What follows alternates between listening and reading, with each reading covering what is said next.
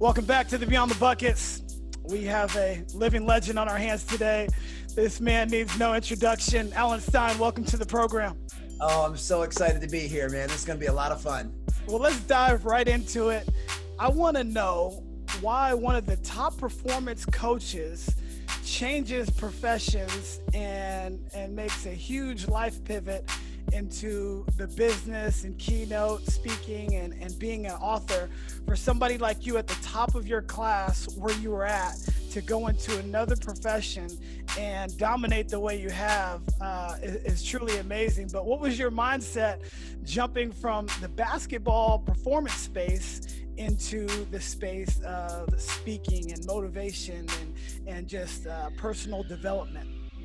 Well, I'm going to share something first that I've rarely told folks in public, and that was when I was right in the heart of being a basketball performance coach. I had an opportunity to work the NBA Players Association Top 100 camp, where they invited, the top 100 high school prospects. At the time, it was in Richmond, Virginia, and this would have been probably 10, 12 years ago. And it was one of the first years that I worked the camp, and they brought in a keynote speaker, a guy named Walter Bond, who is awesome, also a beyond the buckets type of guy, because he was a really accomplished basketball player, played collegiately at Minnesota, and then had a cup of coffee in the NBA, played for a couple of years, but certainly just making it to the NBA shows that you've ascended to the top of your craft. But like many people, wasn't able to hold on to a long career, and he decided to make the pivot into keynote speaking. And I remember vividly sitting there with the other campers and coaches and listening to this guy speak,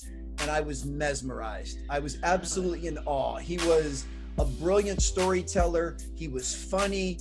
He's got a group of, alpha male high school players there, and several of them had tears running down their eyes because he was able to draw out that type of emotion.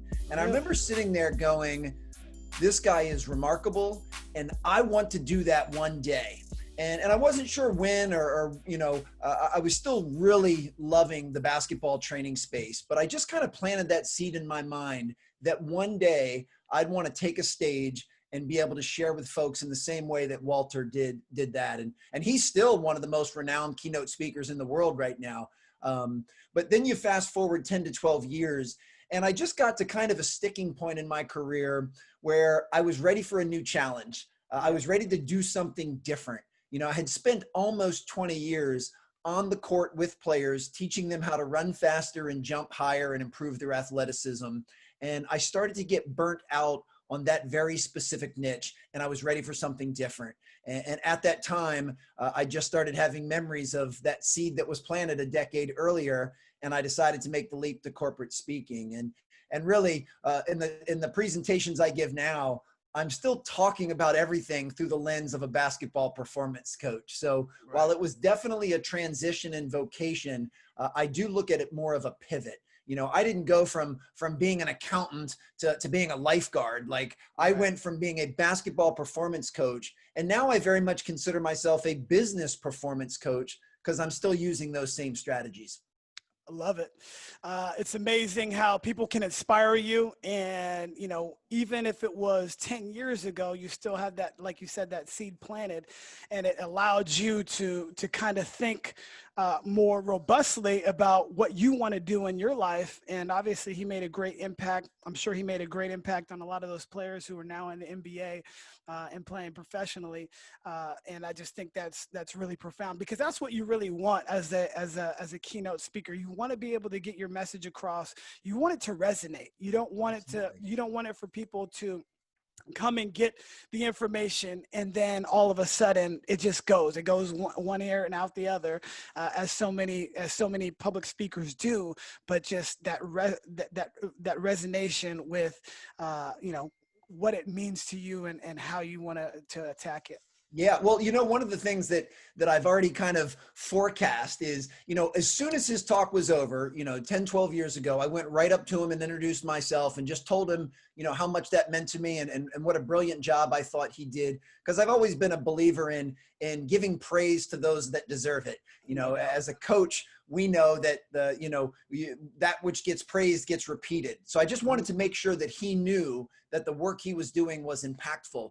but I've never seen him or met him since. And now that we're both in the professional speaking world, I have kind of this fantasy, if that's the right word, that we're both going to be speaking at the same event and that we're both going to share the stage one day. And I'll get a chance to go up to him and say, hey, I know you don't remember me and you don't remember this, but 10 to 12 years ago, you planted this seed in me. And here I am now alongside you. And because I would just want to make sure he knows what you just said so perfectly, that the impact he made far exceeded, the 30 to 40 minutes that he was talking to us. Right. I still remember a decade later, the principles and key takeaways that he shared then. And I just think it'd be kind of a cool story to be able to share the stage with someone that impacted me so deeply, years before. Well, you just spoke it into existence. I have no doubt that that's going to take place. You are a great storyteller, and that is one of the terrific qualities that you have among the many. But we want to know a little bit more about your story. How'd you grow up? What was it like for you? And how did those bricks, the foundation of who Alan Stein Jr. is, come to fruition to the person you are now? Well, I appreciate your kind words. And, I've always believed that as communicators, whether you're a coach or a parent or a teacher or a CEO, it's our job to make our message sticky. It's our job to make sure that what we say gets remembered and gets implemented. And I found that one of the most effective tools for doing that is by telling stories. Stories, just the way our brains are wired, we tend to remember stories more, especially when you can invoke some type of visceral emotion with your story, whether it's something that's funny or something that's sad or something that gets them to think, but they'll remember that. And one of the perfect examples is one of my signature stories was about the first time I met Kobe Bryant. And this year, obviously, with his passing in the beginning of 2020, I was shocked at how many emails, text messages, and direct messages I received from people that I had never met that just said, Alan, you spoke to our company 6 months ago, and I'll never forget the Kobe story that you told. Hey, right. Alan, you were at our event 3 years ago, and I'll never forget the Kobe story that you told. Now, certainly, in this case, it speaks volumes to Kobe Bryant and the legend that he was. But I really appreciated the fact that me using that story helped them remember a very important lesson. So that just confirmed how important story is. So yep. I know that was a bit of a sidetrack, and yep. I will answer your question, but coaches, parents, teachers, anyone listening to this, anytime you can wrap a lesson into a story, there's a greater chance that the folks you're speaking to will remember it. And every story doesn't have to be, this long fairy tale. A story could just be a quick, 2 minutes of something that happened to you in practice a couple weeks ago, or something that you read. But the more we can put it inside of a story, the more likely they'll remember it and the more likely they will implement it. But as far as my journey, I think there's a few building blocks that are most important. One is that basketball was my first identifiable passion. And I fell in love with the game at 4 or 5 years old. And I've been in love with the game ever since. So here, 40 years later, basketball is still a major pillar in my life. And for that, I'm truly grateful, to be able to build a life around something that I love. I'm incredibly thankful for. Right. Both of my parents were elementary educators. My mom was a first grade teacher. My dad started as a teacher and then ended up being an administrator and a principal. And I bring that up because I've always had a very strong respect for the teaching profession. And I very much consider teachers and coaches to be synonymous in that regard. I believe teachers and coaches are two of the most altruistic vocations in the world. So I always grew up with a strong appreciation, not just for education, but for pouring into other people. And that's what teachers and coaches do. And then I got some really good advice as a youngster, which was to find what you love and find what you're pretty good at, and then find where those two things intersect. Sure. The reason I bring that up is I found that my love and my passion was in basketball, that I was pretty good at teaching, coaching, and communicating. So when I found that intersection, it basically said, you need to be a basketball coach. But I decided, based on my age at the time, that when I was graduating college in the late 90s, that I wanted to become a basketball performance coach. that I was Yeah. so enamored by the strength and conditioning and fitness component that that's where my intersection was to take my love of basketball combined with my love of pouring into people and my new love of this very specific niche of performance training. And that's where I needed to be. And those are the most important building blocks that kind of created, the path that I took. And the only other one that I'll put on top of that is that all of the coaches that I learned from, and there've been so many, Mm-hmm. all taught me the value of relationships, and that ultimately as coaches, we are in the relationship business. Basketball is just the common interest that we have that unites us, but our goal is to make a connection with those that we work with. And, that's ultimately how you and I met. I know we met a few years ago informally, but this reconnection is because we both have a relationship with one of your previous guests, Mr. David Nurse, and he wanted to make sure that you and I formed a relationship. And really, Absolutely. to me, that's how coaching works, and that's how you build any legitimate business. Right. I definitely want to touch on the relationship piece, but you just mentioned, teachers and coaches are basically the same. Some of the best coaches or the best teachers. John Wood and Coach K. You can go down the list of all these people, and everybody has one thing in common. We've all had struggles, coming up. No matter what walk of life you come from, there are always going to be struggles and challenges. What have been some of the struggles and challenges you've had in your own personal life as you've developed this entire brand or multiple brands in your case, and finding success and overcoming some of those challenges? Well, what's interesting? So as I kind of work my way backwards, so at present, I'm very amicably divorced, and I have 3 young children. I have 10-year-old twin sons, and I have an 8-year-old daughter. And most people don't hear the word amicable and divorce in the same sentence. So I lead with that because I'm actually proud of the fact that my ex-wife and I are friends, and that we've found a way to work together to co-parent our children, with love and with compassion. And prior to the divorce, we went in for some couples counseling when we were having some problems. And then I decided to continue going by myself and get some counseling. I went once a week for almost 2 years. Wow. And I was able to uncover so much about myself. I was able to bring to surface so many of my fears, so many of my insecurities, so many of my behavioral patterns that were not serving me very well, and really improve my self-awareness. And the reason I bring that up is most of the problems and struggles that I've had in my life have been from lack of awareness, have been from kind of intentionally putting my head in the sand and ignoring some of those fears and insecurities, but more importantly, ignoring some of the behavioral patterns that would sabotage myself, sabotage my performance, my relationships. And, a lot of this was done during the unseen hours, because my job as a performance coach, was to be able to mask that when I was with my players. Right. I can't go into a workout, whether it's at DeMatha or with a player, and, go in there and be broadcasting all of the issues that I was having. I had to be able to put on a front and a mask and deliver a service at a high level. So I got really good at kind of being able to fake how I was actually feeling, fake what was really going on, so that I could put on this front in front of everyone. So most of the people, especially, acquaintances and social media followers, they saw me as someone that kind of had it all together, that was always incredibly happy and positive and energetic, that was running a successful training business. And while those things were true, they never got to see the other stuff, which were the internal struggles and the internal darkness. And I just think it's important to say that, because I want everyone to know that it's okay if you're having some issues.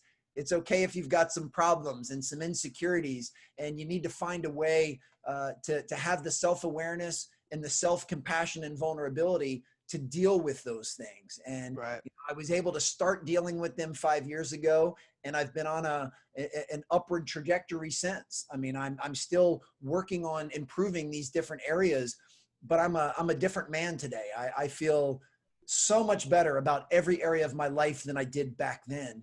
And it's really neat, because I would like to believe, the pre-Allen and the post-Allen were both good guys. we're both, have big heart and high character, so it's not like I really changed the fabric of who I was, but I definitely changed how I saw myself and was able to start working towards what I consider my number one goal now, which is to become the best version of myself. And I say that because the only way I can be a great father to my children, the only way I can be the best speaker I'm capable of, is if I become the best version of myself. So that's really my daily goal, is to inch closer to whatever that may look like. Right. Powerful. The real power is in the vulnerability.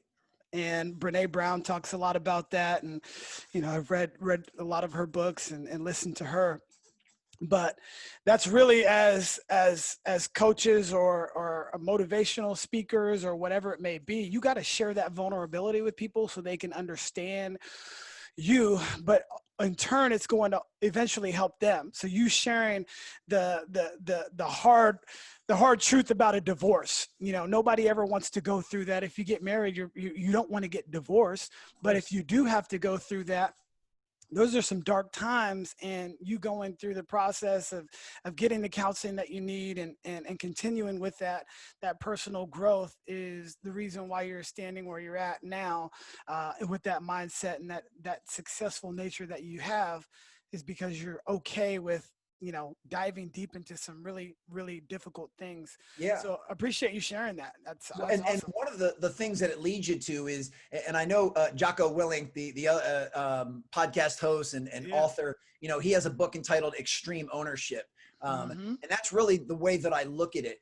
The most empowering thing you can do to set yourself free is to take extreme ownership and realize that you are 100% responsible for where you are in life. Now, clearly, folks come from different backgrounds, and some folks have a harder struggle than others. And there's lots of things that can change, the circumstances, but ultimately we choose what to do with those circumstances, and we choose that response. If I had to pick the biggest difference between me today and me 10 to 15 years ago, was 15 years ago, it was very easy for me to complain.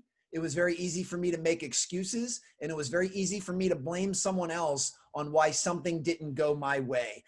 In fact, I was world class at those things. I got really good at being able to do those things. And every time you do that, you're basically deflecting accountability. Right. You're deflecting ownership.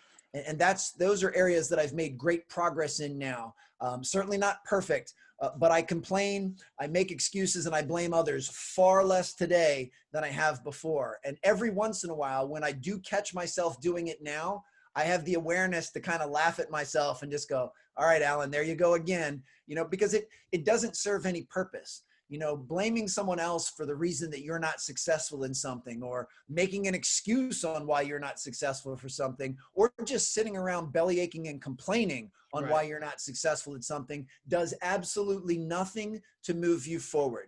And in fact, it ends up making you feel worse. Temporarily, you might feel better in the moment because you take all of the blame off of yourself and you put it on someone else. But ultimately, it starts to erode your confidence, your self-esteem, because in your heart that they're not the reason you're not successful, And so now that I can have that ownership, it gives me more courage. It allows me more strength, because now I know, okay, that didn't work out. That's my fault.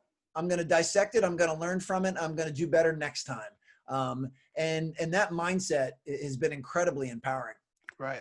Well, it's like a rocking chair. You just sit there and rock, and you don't end up going anywhere, even though you expend all this energy. And that's really what you're talking about. So, yeah, I mean, it resonates so well, because we can all get in those spots where it's like, oh, this happened and this happened.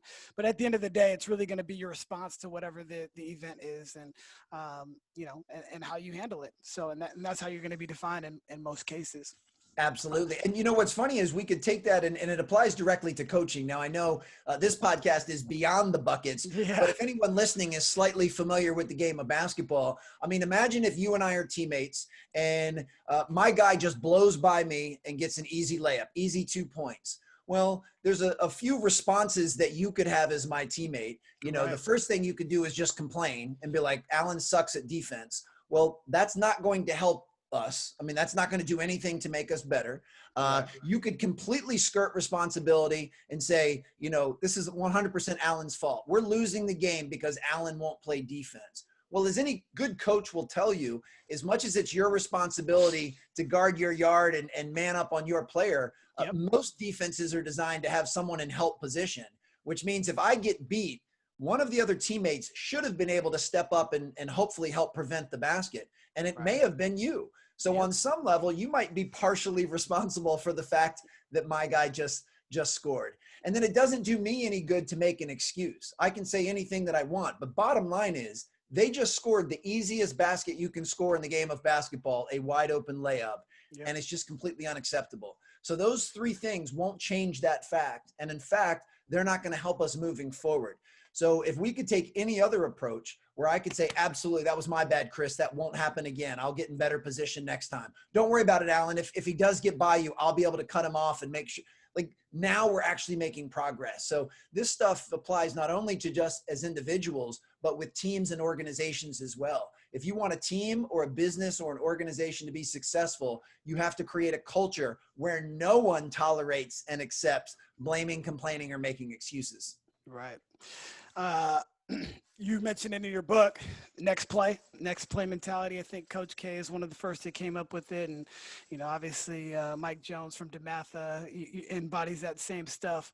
But a little bit about your book, you've had somebody that is worldly respected, Jay Bilas. He wrote the foreword to your book. Tell me what that was like. And he just wrote such an amazing foreword.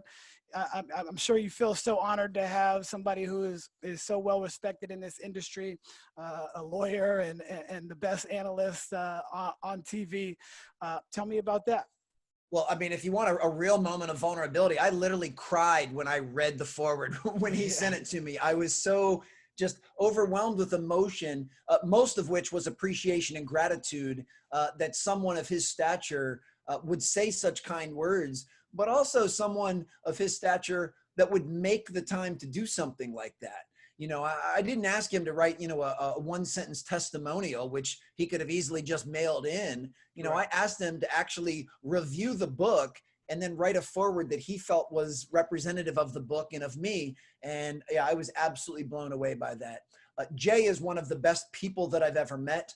He's been a friend and a mentor and a leader in my life for over a decade, and someone that I've really tried to emulate in many different ways. And emulate's an important word because I don't want to be Jay Bilas, but I want to emulate some of the traits that he has and apply those to my own life. Right. Jay is a master of preparation. He spends so much time paying attention to the details of studying both teams before he's going to call a game on ESPN.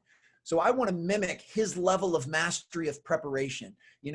Jay is a relationship guy. He fills people's buckets. He values himself, certainly, but he values other people's needs and is always looking to serve others. That's another trait that I want to emulate. So, I just hold Jay in such a high regard. And I remember kind of asking him, because I've worked his camp the last several years, and I asked him almost in passing, and I won't say it was a joke, but it wasn't like a formal ask. I just said, hey, Jay, I hope you know your book Toughness had a huge impact on my life. I'm writing a book now, maybe you could write the foreword for it. And he just looked me dead in the eye and he said, absolutely, just tell me what you need when you need it. And I couldn't even believe it. I mean, I wasn't even, this was not a formal request. I just ran that by him, and that's the type of guy he is. So when he said yes, and then true to form, followed up on his word and got me everything I needed well before the deadline. Yeah, it was just remarkable. Truly amazing. You've got a lot of stories in the book, as we mentioned earlier. You talk about, business CEOs, Elon Musk or Steve Jobs or you name it. You talk about Chris Paul, Steph Curry. What was your favorite story in that book? You obviously mentioned Kobe Bryant, which was an amazing story. And for those that don't know, I'll just give the quick Cliff Notes version. You ask Kobe if you can attend his workout and just kind of be a fly on the wall. You show up or you wake up at 3 a.m. for the 4 a.m. workout. You were surprised because you thought it was the day, and he was like, "No, 4 a.m." And come to find out, you were actually not. You were on time or early, but he was there a lot earlier, going through a full pace workout already, and just not skipping any of the steps, doing all of the fundamental stuff, working on pivots and jab steps and all of this stuff for the best player in the world. You ask him, why are you doing all of these small things? Why wouldn't you be doing something more? And he told you, there's a reason why I'm the best. That was a great story. That resonated with me as soon as I read it. And then, after he passed, you put that podcast out about it, which was, just kind of rehashing some of those things. Super sad. But what were some of your favorite stories with regard to, writing your book? Well, the neat part about the book is, when I was doing my homework to write the book, I just took a couple of days and just did what I call a brain dump. I just started scribbling out every possible story or lesson or anecdote that I could think of in my life. And for the most part, I had two basic categories. I had kind of firsthand experience stories of things that I went through. And then I had firsthand experience stories, but they were more about someone else. So like the Kobe story is an example of that. I mean, that's my firsthand experience with him, and it's my accounting of the story. But the story is really about Kobe, and it's about the lesson that he taught me. And so I got as many of those out as I could. But then the book ended up having a third pillar, which were stories that we researched. And I say we because John Sternfeld was my co-author and a brilliant researcher. And because at the point of writing the book, I did not have as much experience in the business world, we had to research stories on Steve Jobs and Elon Musk and Jeff Bezos, and really enjoyed kind of learning a lot of those new stories. But I would say if I had to pick my favorite, it was the story I told of the first and only marathon that I've ever run. It was 2002. And that one was a fun one because I really hadn't given that story very much thought since it happened. So it was kind of neat to sit back and try to remember exactly the way I had framed it and the way that I experienced it. And so that was kind of neat. And then we chose to take that story and write it out in the book. And on that topic, I love how you started out and then stopped it because you kind of left everybody hanging. I was like, okay, are you going to get back to this story? Because that was kind of interesting on, this person with the optimistic mindset that always thinks it's going to be okay, or you can always power through. And then in the event, and I won't spoil it because I want everybody to go get the book, but it's just a great story and life lesson. Because when you think you don't really know. And if you haven't experienced it and you haven't put yourself through that body shock of actually going through that, it's an amazing thing. Funny story about that. I haven't run a full marathon. I've done a half marathon, but I'm of the same mindset. So I wanted to finish, top 10 in my age group. And I'm not an elite runner, but I'm a pretty good athlete. Yeah. And so, I think you talked about it, some people going to the bathroom on themselves during the race. And I was one that did that because I didn't want to stop. I wasn't going to stop. And, 13.1 is much different than 26.2, but that story resonated so well with me because I was in that mindset and I was looking at people that had no business keeping up with me at all. I'm looking at, a grandmother in her 60s. I'm like, what? A guy in his 80s. What? And so it's just amazing. So the story was so funny to me because that is true. And I definitely, and I'm not running a full marathon anytime soon, by the way. Yeah, I feel you, man.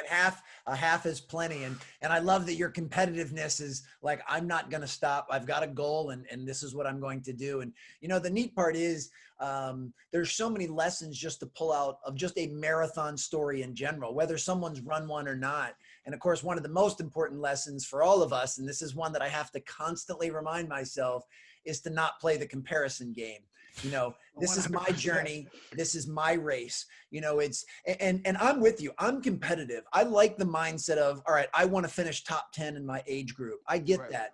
But as I've gotten older, I've learned to shift my focus and be less worried about being the best and more worried about being my best. Yeah. And that's not just verbal sleight of hand. That's being very sincere. And in many cases, if I am my best, that will be good enough to finish top 10 in something or to achieve whatever it is that you want to achieve. But the difference is you don't control what everyone else there is doing.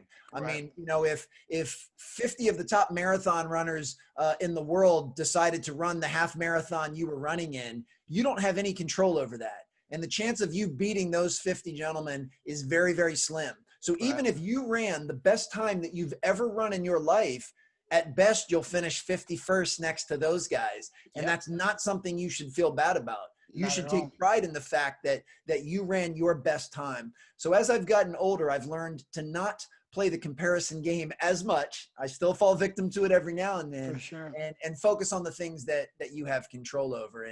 And also, yeah, I mean, the humility of when you do finally hit the wall, whether it's mentally or physically, and then what type of response will you have and what type of bounce back. Yeah, certainly don't want to give away the book's ending either, but obviously I didn't take the best route of having that mentality then, but because of that, I now have that mentality now, and I'm able to have that type of perseverance and grit and bounce back. So that lesson served its purpose. And I think that is so important for all of us. When things go well, figure out what you did to make them go well and keep doing them. When things don't go well, figure out what went wrong and how you can make pivots so that you don't keep making the same mistakes over and over. So that, I know it's really corny and cliche, but it's that adage, you either win or you learn. You know, there's no such thing as losing if you pull the lesson from it. And as corny and cliche as that is, it's really true. Yeah. All great players, they have different segments in their career. Think about LeBron or Jordan or Kobe, and they start somewhere and then they add or they reinvent themselves. You know, great actors are the same way, or great rappers, anybody really great, they reinvent themselves over and over. You've kind of done the same thing. I believe you started with, you know, elite athletic training systems back in the day. You go to Stronger Team, you go to Pure Sweat, and then, you know, you kind of do your own thing. But tell me about reinventing yourself. I think so many people, they get in one lane and they're afraid to go outside of that lane. And they don't realize that if you reinvent yourself, you still have that lane because you still have the training. You've done all the years. You have the sweat equity put into it, but now you're seeing that you're so much more well versed in other things, and you've stretched yourself. Tell me about that process and how someone would go about that, because it's hard to step outside of what you've been doing for so long. Because I'm really good at this and I want to hold on to this, but it really can't last forever. So tell me about your process. Oh, for sure. Well, one of the traits that I've always found most impressive is longevity and sustained excellence. You know, so you just mentioned a few vocations, you know, somebody like a LeBron who's been able to play at the highest level possible for closing in on 20 years. You know, and obviously Kobe did the same. Tim Duncan did the same. I mean, Vince Carter just retired after 22 years at the highest level. And then you can take folks in any profession. I mean, you mentioned hip hop, you mentioned acting. And I've always been fascinated by that. You know, you take, and I'll throw out kind of an obscure hip hop reference now, but, you know, you take 10 years ago, both Ja Rule and 50 Cent were as hot as could be. You know, both putting out hit records. And now 10 years later, Ja's, you know, and I say this, I don't mean to disparage someone, but he's kind of a laughing stock. You know, the last thing we've heard from him is Fire Festival. Fire Festival, and that didn't go so well. And yet, then you look at 50 Cent, and he has the #1 show on the Stars Network, a show called Power, which is one of my favorite shows of all time. That's my favorite show too. I mean, it's remarkable. So both guys were at the same level 10 years ago, and now fast forward 10 years, one of them's kind of dropped off and the other has switched to a completely different industry and is now dominating that. And what are the differences? Like, that is so impressive to me. So, you know, for me, when I look at my path, I started, when I said I started in performance training, but just to make ends meet, most of my clients were just moms and dads. I was basically a personal fitness trainer when I first graduated college, because I had to make enough to pay rent. So I needed to train anyone at any time that would pay me money. So I go from training kind of moms and dads to then training high school athletes of every different sport. I mean, if you name a sport, I promise you I've trained someone in it. And then the next evolution was, well, I want to just train basketball players. So then I really was able to focus on just basketball. And then I went from just training individual players to wanting to work with teams and being able to work with Montrose Christian and DeMatha Catholic High School. And then that morphed into, I don't want to just train players and teams, but I actually want to teach coaches how to train their players and teams. So that was when I got on the speaking circuit and started speaking at basketball clinics to teach other coaches how to do that. And then I said, well, I don't want to just have an impact in person. I want to start putting out stuff online. I want to start having a social media presence. When that first came out, you know, I want to start having some books and some DVDs and things that can replicate my philosophy. So then I went down that rabbit hole for a little bit. And these things weren't all mutually exclusive. There was a lot of overlap. And then that took me to the latest iteration, which was now I want to pivot and do all of the same things, but just do them in the business world instead of in the gym. And, you know, while I'm absolutely loving what I'm doing now, I know that at some point I'll make another pivot. I mean, there's not a clear expiration date on this. You know, it could be 5 years, could be 15, but whenever I'm not in love with what I'm doing, then I'll start to pivot and find something else. And who knows what that'll be or when that'll be. But the goal is to just keep reinventing myself and iterating and always staying in that sweet spot and strength zone of combining what I love with what I think I'm pretty good at. We talked about relationships earlier, and you specifically have built really good relationships. You did a podcast called Hardwood Hustle, as well as, you know, your relationships with the Stronger team. Tell me how those got started, and then kind of go into Pure Sweat and how that all came to fruition too.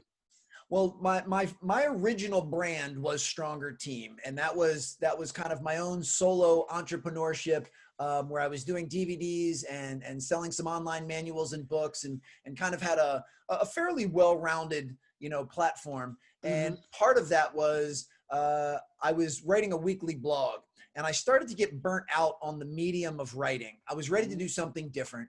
And at the time, podcasts were not near as popular as they are today, but they were starting to become a more viable platform. And I was devouring podcasts as a listener all of the time. And a friend of mine, Adam Bradley, who still is the host of the Hardwood Hustle, we connected, and he knew a lot about the podcasting space. And I knew I had a lot of stuff that I wanted to share. So we just decided to team up. We really liked our dynamic with each other. You know, I come from kind of the sports and basketball background. And while he has a very strong interest in those, we just came from different areas. So we would have different perspectives on everything, which I very much enjoyed. You know, Adam has a great way about him. You know, he and I would disagree on a lot of perspectives. And that actually made most of the fodder for the show. Was we would kind of, in a very professional and friendly and respectful way, debate certain issues, and really enjoyed that. And Adam really, you know, taught me a lot about the podcasting space, and I was very, very proud of that show. And then after we had probably 200 or 300 episodes under our belt, I got an opportunity to be the director of performance at Pure Sweat with Drew Hanlon and Rich Sislowski, and decided that was the best step for me, for my career, that instead of just being kind of this solopreneur, could I be a smaller puzzle piece and a role player on something that I thought was going to grow to be much, much bigger. And I felt like that was the right step. And with that, I decided to leave the Hardwood Hustle and just do a Pure Sweat basketball show as part of that new role, and really enjoyed doing that too. And I did that up until it was time to kind of leave the training space directly and make this leap to corporate speaking. So, you know, you've got Stronger Team blended with Hardwood Hustle, then you've got Pure Sweat, and now you just have the Stein Jr. and the Raise Your Game brands as kind of the three major pillars of my professional life in the past 10 years. Right. And along that, I mean, even with your Stein Jr. now.com, you guys, I'm sure you have a full team that supports you to be able to do what you do. And it's people behind the scenes that don't always, they might not be out in front, but they're so integral to the success that you have, as an individual, but really for the team. Tell me about some of the people behind the scenes working. Oh, most certainly. I mean, you said that so perfectly. There's really no such thing as a solopreneur anymore. I mean, at some No. level, you need other people with very specific expertise and niches to help you do what you do. And not only have these folks allowed me to attain a higher level of success than I would ever be able to do on my own, they've also allowed me to have a higher level of happiness than I'd ever have on my own. Because Sure. if I had to spend all of my time working and all of my time doing the things that they do for me, I wouldn't have very much balance or flow in my life. So Right. I've got my brother Jeremy, who I just call my digital ninja. Uh-huh. He handles everything from podcast production to managing my email list to any video editing that I need. I mean, anything on the digital or social side. He's my guy. He has a business partner named Jared who handles my SEO and some of the paid traffic for some of the things that I do. I've got a gentleman named Adam that does my websites, a gentleman named Anthony that does my speaking reels. I have a young lady named Christina that is kind of my bookkeeper and keeps my finances in line. And then I have Michelle Joyce, who's my agent / manager. She's the one that negotiates all of my speaking engagements, handles the logistics. And then I have an assistant, Jamie, who handles all of the travel and stuff in between. So it's a pretty robust team for someone that's in a profession that's so singular. I mean, it's just me speaking. But because they do their job so well, all I have to focus on is speaking and creating content, which are the only two things I want to be doing. I don't want to be, editing video. I don't want to be booking my flights. I don't want to be looking at my, P&L statement at the end of each month. I don't want to be doing that. And I'm not good at those things. Right. So it works out perfectly when you can build a team around that. Now, with that said, folks have to keep in mind that, I've been in business for myself for over 20 years now. So it's not like I'm a 22-year-old, just graduated college, and I'm expecting to be able to pay an entire team to support me. When you first start, you most likely have to wear many hats yourself. Thank you. I'm glad you mentioned that. Yeah, when you first launch a podcast, you most likely have to do all of the editing yourself until you get to a point where you can have someone else do that. So I'm in no way, shape, or form diminishing folks that are wearing multiple hats and do have to do a lot of that. I mean, when I first started speaking, I had to go out and sell and book my own clients and then book my own travel. Yep. And then now I'm able to have grown to a point where I don't need to. So it is definitely a process. And even though I'm new to the speaking game, relatively, only been 4 years, I'm not new to being self-employed and having my own business. That's what I wanted to get to, because on the Beyond the Buckets, we want to go behind the scenes, and people don't really understand what it actually takes to be in the position that you are in, or that I'm in, or anybody that is going to be successful. You can't skip steps. You can't skip the ladder, and you skip one step, you're going to fall off. And that's another great story that you have about Jay Bilas and his, I believe it's his dad. Yes. Talking about that. But you cannot skip the steps in order to be where you're at now. The steps that you produced, 10, 15 years, even 20 years before are going to end up helping you to be where you're at now. You're not going to be in a position where you have a staff of 10 people taking care of all of your, everything around the business so you can be the most successful. And, that's what I want people to understand, no matter what situation you're in, business, basketball, football, soccer, you name it, you have to put in the work to be successful, and then everything else is going to come along with it. Yeah.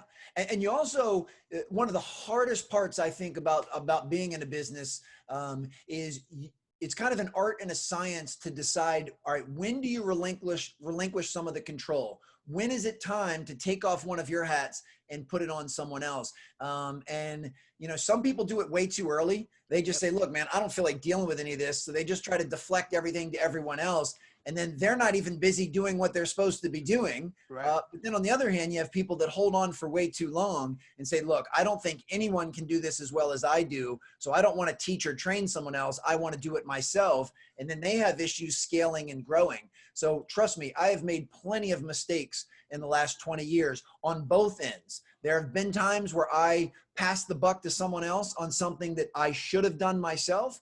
And there have been plenty of times where I held on too long, almost a frugalness, if you will, because I didn't want to pay someone else to do something that I knew I could do. Right. But now, as I'm getting older, I recognize that my time is the most important asset that I have. And it's not just me. That's speaking to everyone listening to this right now, because you can't get more time. So from a scalability standpoint, if it takes me a few hours or even a few days, Chris, to train you on something that you'll be able to do for the rest of the time we work together, that is a great investment. That's an investment on the front end. So if I teach you how to do, you know, something that my business needs, it's worth that hurdle of those initial few hours or few days, because now you'll be able to do that for the rest of time. And if you get the right people on board, who you trust, who you care about, who you believe in, and, you know, have a great expertise, then it's well worth doing that. And, you know, I just kind of consider myself the head coach of our team. There's no way that I would be able to do the things I could do without all of those folks. They do each of their things better than I could do them. But we have a great relationship where I still kind of have the ability to approve or deny something. I still get to have some input, but I don't believe in micromanaging. You know, I can tell someone my opinion. Do I like the way this video turned out? I'm going to give some opinion, but I'm not going to tell someone how to do their job. And in fact, most of the folks on my team have better creativity than I do. I'm a pretty linear thinker. So when I can just pass something off to my brother and just say, hey, here's what I need this video to do, and I just let him work his magic, I'm always so pleased with the result.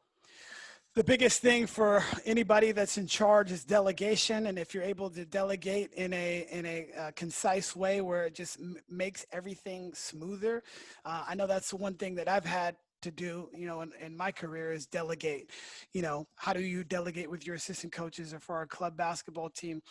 I had to do all the websites initially, and now I don't really touch it. You know, it's putting people in position where they can help the entire organization, and then everybody's going to benefit from it.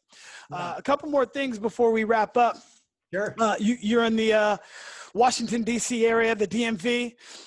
You know, social justice is a very hot topic right now. You obviously work with a lot of African-American, you know, athletes and business people and just people in your circle. What are your thoughts kind of what's everything that's going on and transpiring at this moment? My feeling is this is a moment in time that we'll all look back on and say we were better for it.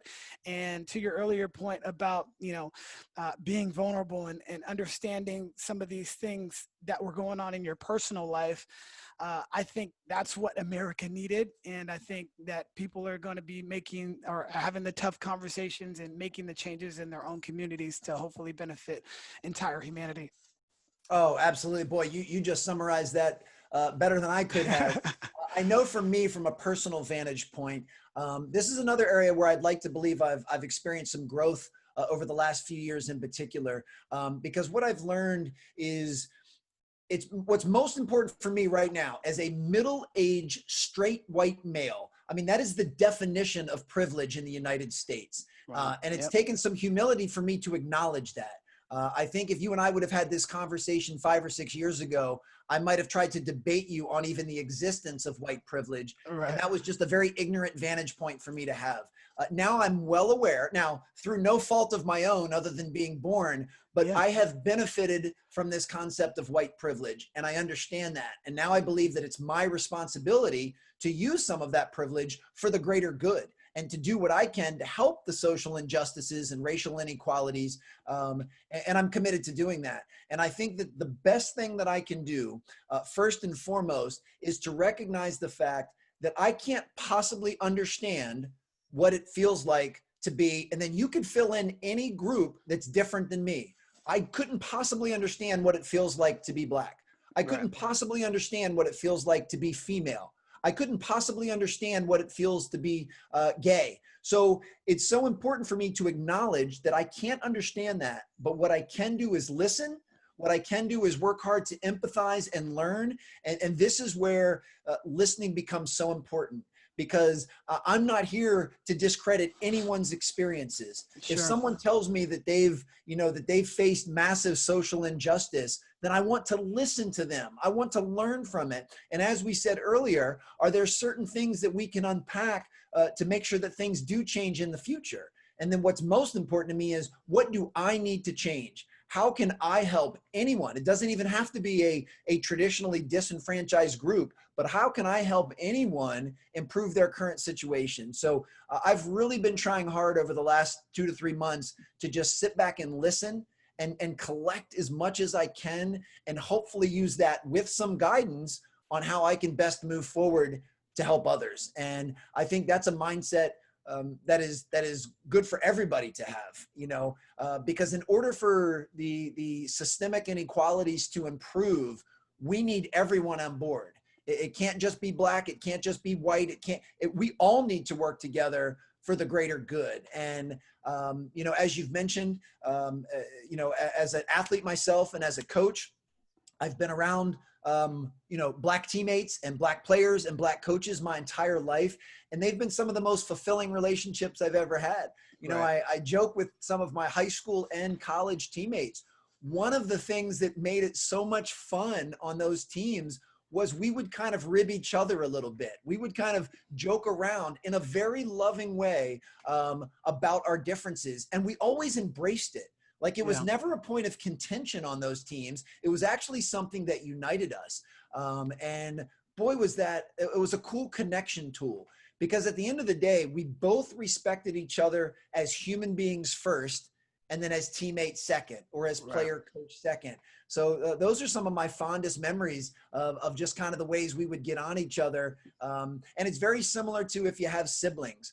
Like, we could joke around and poke fun at each other on our team, but if anyone outside of that locker room ever did that, there would be a major, major problem. It was really neat. But I can also look back and say, I didn't have the awareness that I have now during those situations and during those times I was with certain teammates and players, and really have tried to give some thought to what were some of the things I've said or done or behaved in the past that still have room for improvement.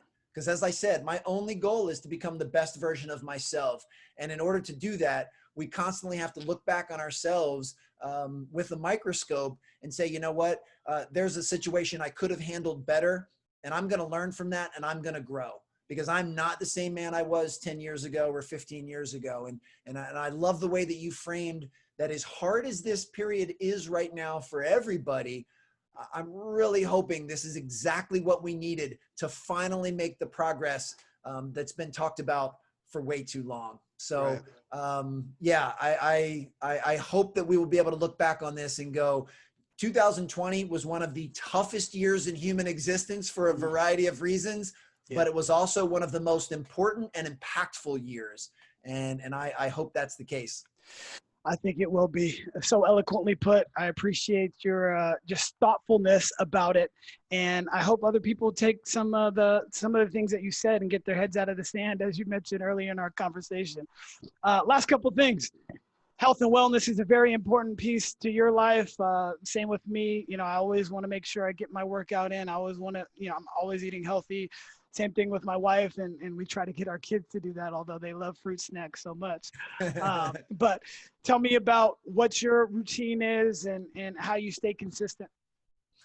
Yeah, for me, I try to take a real holistic approach at present. So when most people think about being healthy and fit, they think along the lines of working out and nutrition. They think of physical wellness, and that is definitely the foundation, because mind and body and heart are very interrelated and connected. So yes, I do work out consistently. I try to do something active every day, and have done that ever since I was a player. And then I do take care of what I put in my body. I take my nutrition seriously, but I also make sure that I do things to improve my mental wellness, my emotional wellness, my relational wellness, the relationships I have with others. And I view all of those, they don't have to necessarily be equal, but each of those are a component.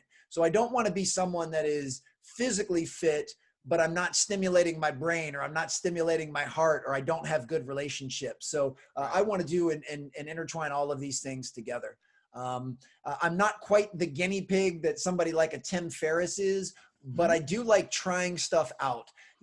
I've tried just about every diet, that's been conceived, and not necessarily to lose weight. I've always stayed rather fit, but I just want to see how I feel. Sure. So I've tried vegan, I've tried paleo. I think you wrote something about being vegan early on, and this year, I believe, and it just wasn't for you.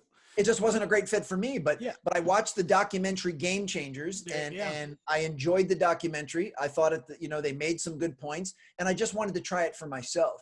And doing these things also, we were talking earlier about just differences among people, but it also gives me high empathy in the understanding that I don't think there's a right way to do anything. I don't think there's necessarily something's good and something's bad. I don't believe in zero sum. This goes back to experiences. Now, it is important to know that there is a difference between facts and beliefs.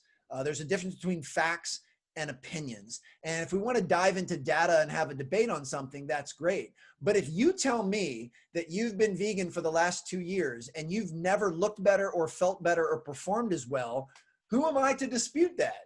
It has nothing to do with, that's wonderful. Well, I tried it and it was okay, but I didn't see it as sustainable for me. So I'm going to try to do something else. And I can say that in the last 2 years, I've never looked better, felt better, or performed better. So you and I are both following something different, but we have equal strength in our convictions of what we're doing, and we both feel great.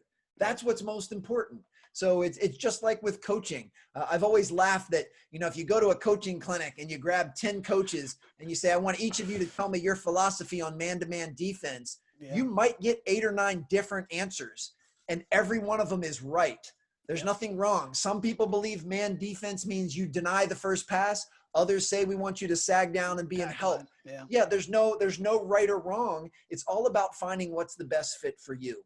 And if you go through life with your eyes and ears open, and you try stuff, and you're open to other people's experiences, and you start to carve out your own life philosophy, but you're willing to evolve and iterate and grow as you go, then we're constantly on this path of figuring out what's best for us.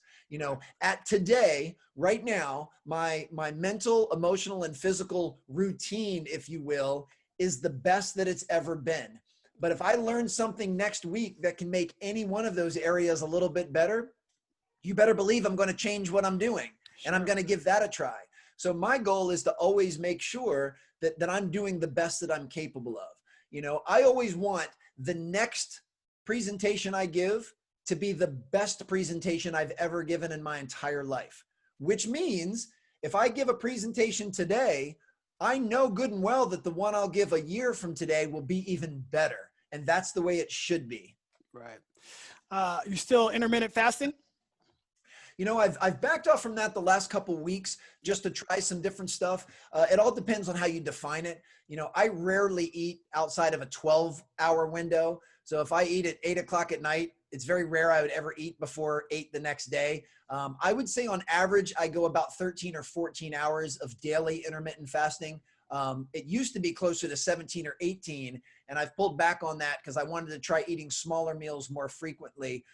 So I'm just kind of always in and out of trying those different things. I've tried low carb, I've tried high carb, I literally have tried it all. And my goal is to do things that are sustainable, but also do things that are in alignment with what I enjoy, because I love food. So I don't believe in, abstaining for something that I really, really love. So while I do choose to eat healthy, I love food so much that, I want to eat as many of the healthy foods that I can as often as I can. No doubt. I've dabbled in the intermittent fasting, and it just goes in waves sometimes. One time I did it for a whole year and then kind of got off it. And then, sometimes you just go in and out, but same thing. It's just a feel thing, if your body's feeling good. And, but again, I like food too. And I'm not going to limit myself if I want to eat something, and I'm going to work hard to make sure that I can eat Whatever I want, when I want. Absolutely. Last question, party of six. You got 5 guests that you can invite to a dinner party. Who would be the 5 and why? I just think that, when you bring people into a room and you can have great conversation and a great meal, maybe some good wine, whatever you like. But tell me your top 5 at a dinner party. You would be the 6th guest, but you're hosting. Oh my goodness, I love this question. And all right, I may even need you to use your fingers to help me count here. First would be Eminem. Okay. I've always been fascinated just by his career, by his trajectory. He's another guy that, has been able to stay somewhat atop of hip hop for over 20 years. And that's really, really hard to do. So I'm going to go with Eminem. Yeah. He's got some young guys still going at him right now, yes, right? In the last couple of years, right?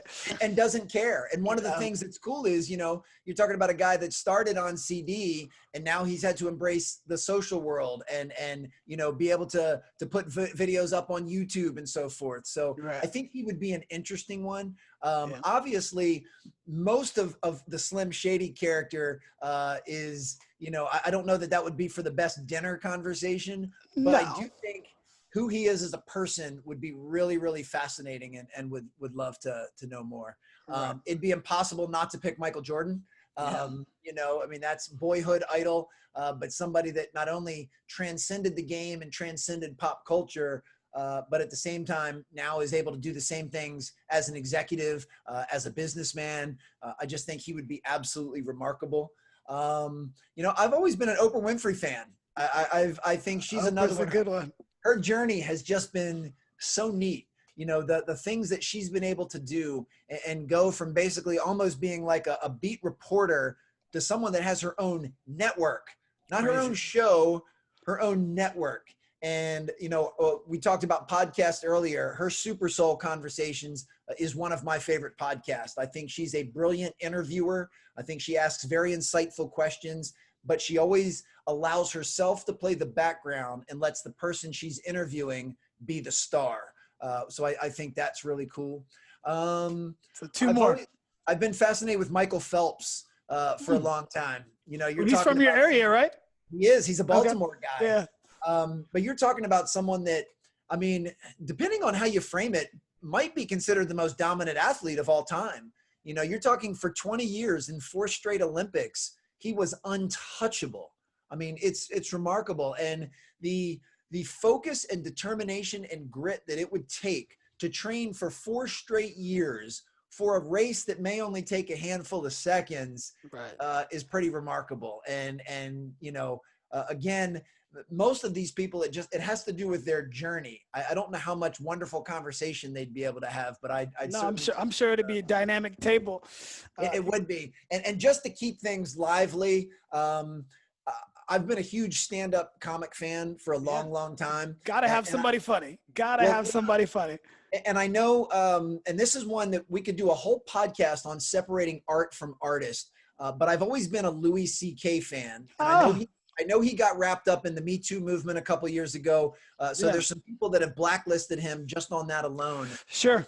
But the reason I like him is if he has gotten so good at his craft, if you Google and watch some of his early performances from the 90s, he'll be the first to tell you he was awful. His stand-up comedy in the 90s, it just wasn't funny. The timing was off. And I think just as a pure tactician, he's one of the best in the game right now. His ability to use every skill he has as an orator is just absolutely brilliant. And his comedy is definitely kind of dark and politically incorrect, which I'm attracted to. But I think just hearing him and saying, what kept you so focused, singularly focused on being a great stand-up when you didn't start out very good, and I think those 5 would be a pretty interesting mixture.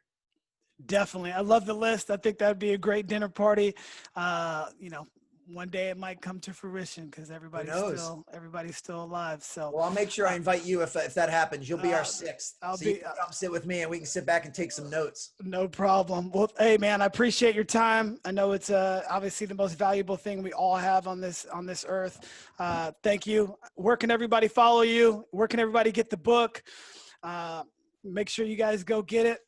Tell them all.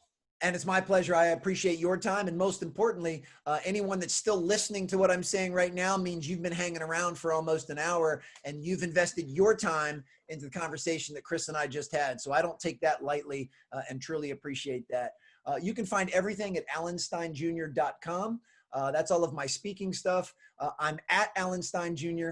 On Instagram and Twitter for social handles. And then if you're interested in the book, you can go to raiseyourgamebook.com or just pick up a copy on Amazon or the Audible if you want to hear the audio version. So I try to be very easy to find. And I also work equally hard to be very accessible. So if anything that Chris and I talked about struck a chord, you want to discuss it, you want to debate it, you want to share something, just hit me up on social. I'm usually very prompt to respond. We will make sure to put all that in the show notes. Alan Stein Jr., thank you for your time. Thank you, my friend. Thank you for listening to the Beyond the Buckets podcast. Please remember to subscribe, rate, and share the show with your friends. And until next time, take care.